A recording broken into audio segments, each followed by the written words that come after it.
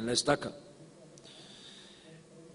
Es importante recordar que en esta época de oscuridad, incluso hasta los monjes y sacerdotes católicos no tenían acceso a la Biblia por sí mismos.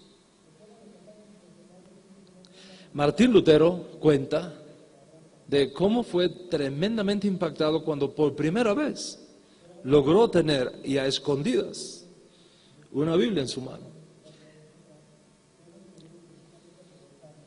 Y entre los bendecidos que tuvieron la oportunidad de tener en la mano una copia de ese Nuevo Testamento fue Casiodoro de Reina. Y casi inmediatamente después, Cipriano de Valera. Y Casiodoro de Reina era un versado, era un genio de la lengua castellana. Era un maestro de oro de la lengua castellana que en esa época disfrutaba del mayor periodo de creatividad que disfrutó la lengua nuestra en el mundo, la era de oro de la literatura española, como se conoce este periodo. Y debido a las debilidades de estilo que él encontró en esa versión, sintió la motivación de producir una versión castellana que tuviera la riqueza y la belleza del idioma castellano de aquella época. Y así lo hizo. No obstante, el propio Casiodoro de Reina reconoce que en su versión mucho de lo traducido al castellano fue su propio entendimiento como teólogo católico del significado doctrinal del texto. En efecto, en la introducción de su antigua versión, él mismo nos dice, y cito, para poder escoger lo más conveniente conforme al significado y al conocimiento que Dios nos ha dado en su palabra, nos hemos ayudado de las opiniones y doctrina, tanto de los vivos como de los muertos. En otras palabras, la Reina Valera, que es la más conocida y posiblemente la más querida de todas las versiones castellanas del Nuevo Testamento, hasta que conozcan el Código Real, perdónenme ese agravio. En la opinión de sus propios traductores, es en primer lugar una elección textual. Ponga cuidado en mis palabras. Una elección textual ante las muchas variantes textuales existentes. Y en segundo lugar, una interpretación personal de lo que el texto debió significar, teniendo en cuenta la opinión de los teólogos católicos, de donde él procede. O sea, la gran pregunta que todo traductor bíblico tiene que hacerse es la siguiente: ¿cuál fue el significado preciso que el autógrafo original dio a este texto?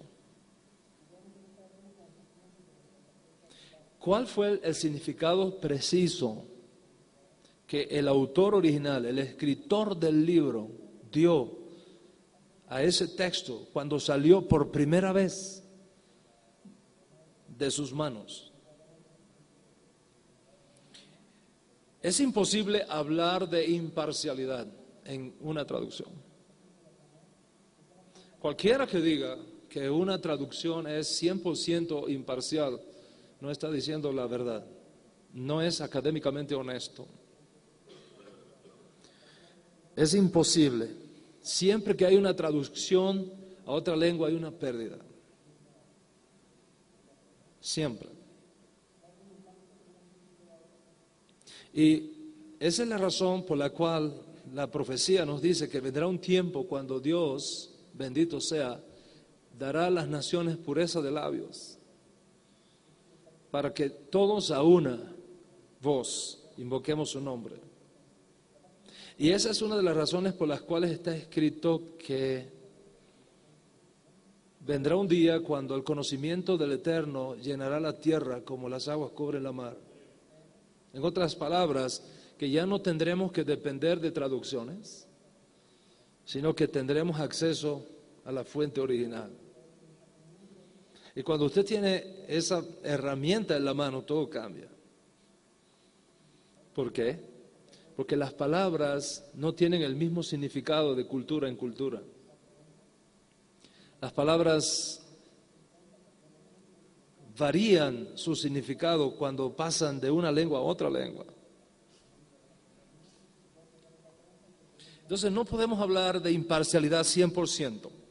Tenemos que buscar el máximo acercamiento posible, el máximo acercamiento posible. Pero ese acercamiento nunca en una traducción puede ser absolutamente completo. Consecuentemente, se requieren dos cosas a la hora de hacer una traducción. Primero, un conocimiento vasto de la cultura del escritor original. Su pensamiento, su teología, su perspectiva. Y en segundo lugar, un conocimiento vasto de la cultura en la cual se va a vertir la traducción. Una persona que no conozca la cultura hispana, la mente hispana, nunca podrá hacer una buena traducción de la Biblia, o del Nuevo Testamento en este caso. Porque la manera como nosotros pensamos es diferente a la manera como piensan los anglosajones. O sea, una persona que no tenga que no sea un hijo de esa cultura, es muy difícil. Por ejemplo, estamos planeando ahora la traducción de mi último libro, ¿Por qué los judíos no aceptan a Jesús?, al inglés. Yo nunca voy a tomar a una persona cuya lengua materna no sea el inglés para esa traducción, nunca.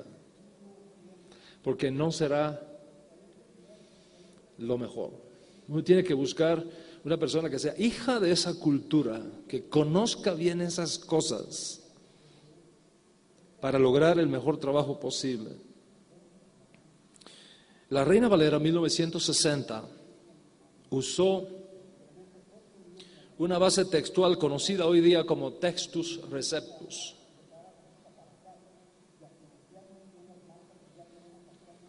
El texto recibido, que viene con toda probabilidad del trabajo previo realizado por un gran maestro llamado Desiodoro Erasmo de Rotterdam, entre el año 1514 y 1516. Erasmo era un erudito de la lengua griega y él decidió preparar una edición completa del griego del Nuevo Testamento. ¿Cuál es el problema cuando usted quiere hacer una edición completa del griego del Nuevo Testamento? Que no hay un solo manuscrito que tenga todos los libros del Nuevo Testamento. No hay, no lo tenemos. Hay un manuscrito que tiene un libro, hay otro manuscrito que tiene otro libro, hay otro manuscrito que tiene un pedacito de un capítulo de un libro. No hay un solo manuscrito que tenga todos los libros. Por lo menos no lo hemos encontrado todavía. Entonces, él tuvo que tomar diferentes manuscritos. De los 5,000 manuscritos que existen hoy día del Nuevo Testamento, aquellos que él consideró eran sus mejores opciones para una edición griega del Nuevo Testamento.